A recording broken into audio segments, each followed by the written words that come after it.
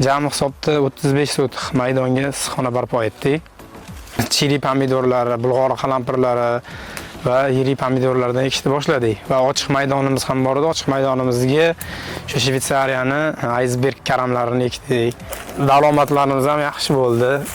Bahorda Gypsy Bulgariskimizda 120 million daromad qildik. Chili pomidorimizdan ham 100 millionga yaqin daromad qildik. Iceberg karamimizdan ham birinchi sezonda 40-45 kunda pishib yetildi. Undan 34 million daromad qildik. Ikkinchi ekinda ekdik, u ham 40-45 kunda pishdi. Unisidan 17 million daromad qildik. Uchinchi icebergimiz 10-15 kun orasida pishadi. Kuzgisida yaxshiroq narx bo'ladi. Shu 35 million 40 millionlar orasida mo'ljallayapmiz.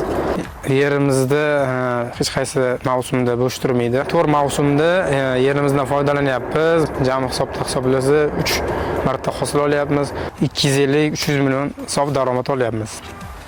O'zimizning oiladan shu 4 kishi ish bilan ta'minlangan, ishlayapmiz o'zimiz va terim mavsumida 15 ga yaqin ishchini ish bilan ta'minlayapmiz.